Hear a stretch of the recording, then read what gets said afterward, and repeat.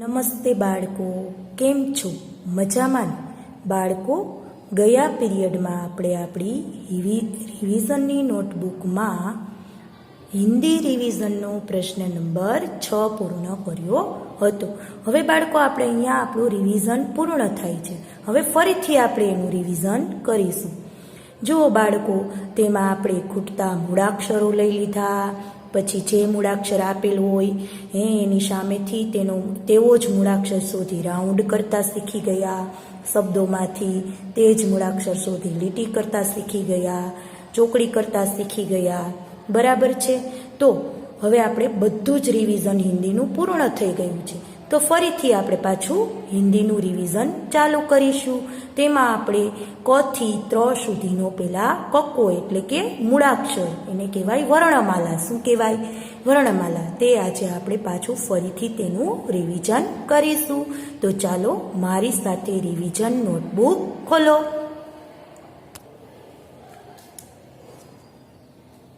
જુઓ, હાસ્યમાં લખીશું આપણે હિન્દી રિવિઝન. શું લખીશું?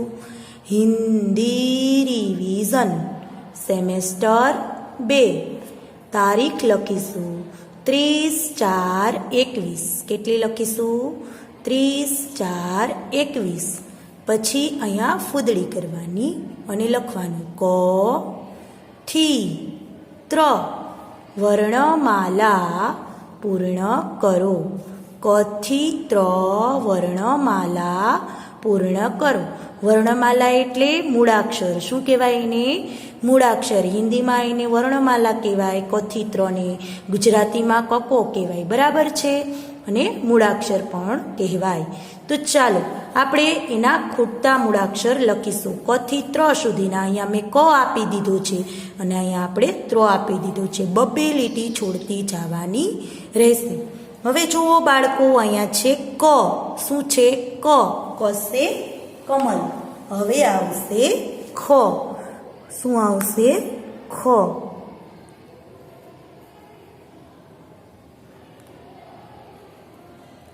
ખસે ખરગોશ. શું થાય બાળકો?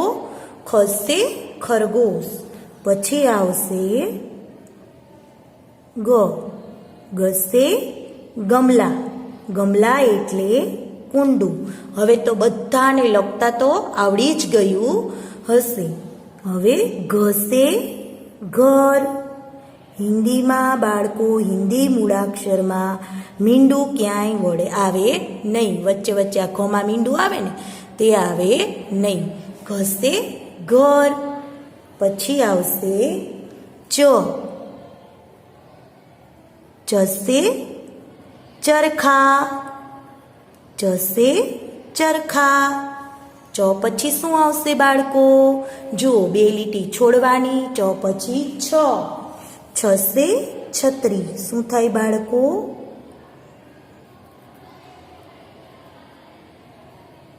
છસે છત્રી. છ પછી શું આવશે? જ. જસે જહાજ. પછી ઝ. જસે ઝરણા. પછી જ પછી ટ. શું આવશે? ટ. ટસે ટમાટર થાય ને. ટસે ટમાટર. પછી ઠ.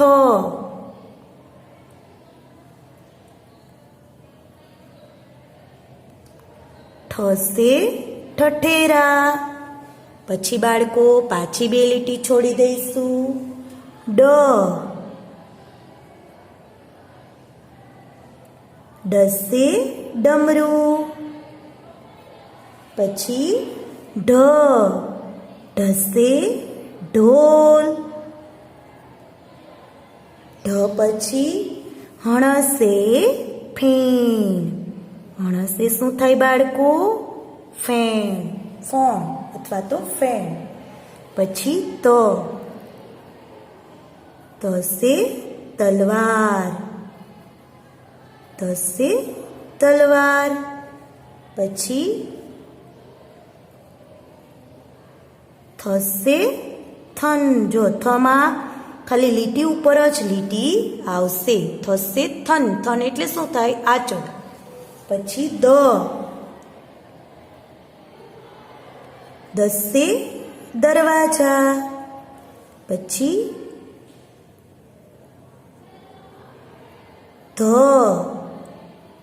ધસે શું થાય બાળકો? ધસે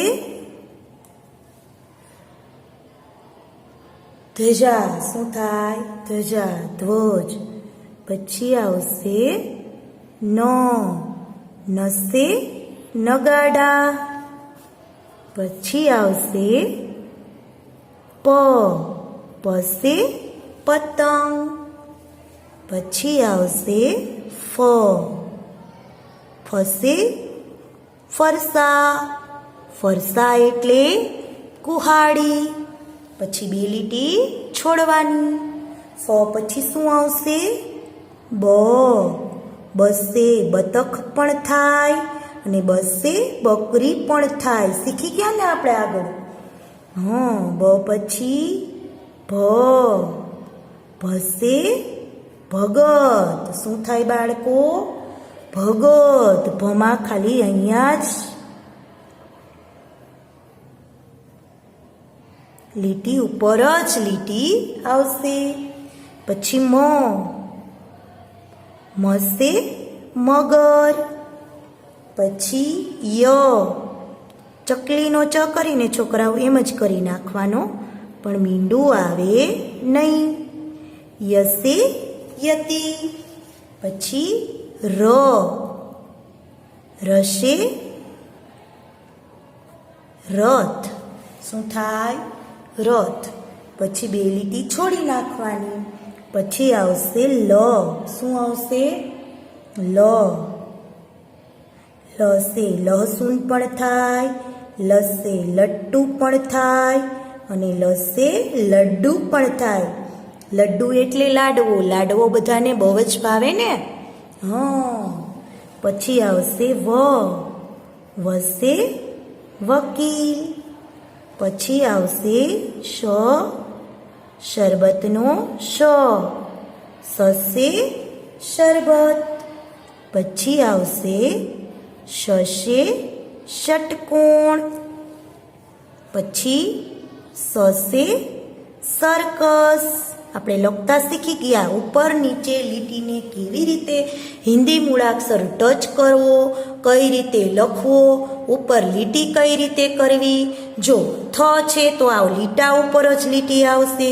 ધમાં પણ લીટા ઉપર જ લીટી આવશે. ભમાં પણ લીટી ઉપર જ લીટી આવશે. શમાં પણ લીટી ઉપર જ લીટી આવશે. તો આપણે એ યાદ રાખવાનું. બરાબર છે? પછી આવશે હસે હથેળી. શું થાય? હસે હથેળી. પછી શશે ક્ષત્રિય. જો આમાં પણ લીટી ઉપર જ લીટી આવશે. શશે ક્ષત્રિય. પછી જ્ઞશે જ્ઞાની. જ્ઞશે જ્ઞાની. જ્ઞશે જ્ઞાની. અને ત્રશે ત્રિશુલ. બરાબર છે બાળકો?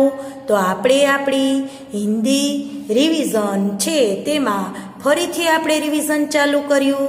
તેમાં આપણે ક થી ત્ર સુધીનો કકો તમને આવડી જાવો જોઈએ. ક થી ત્ર સુધીના મૂળાક્ષર એટલે કે વર્ણમાલા તમને સરસ મજાના અક્ષરે લખતા આવડી જવી જોઈએ. કયો મૂળાક્ષર કઈ લીટીમાં કેવી રીતે ટચ થાય, ઉપર કેવી રીતે લીટી કરવાની, મેડમે કઈ રીતે લખ્યો છે. જો ઘ છે તો એમાં મીંડું વળેલું આવે નહીં. હિન્દી મૂળાક્ષરમાં ક્યાંય તમને મીંડું દેખાશે નહીં. બરાબર છે?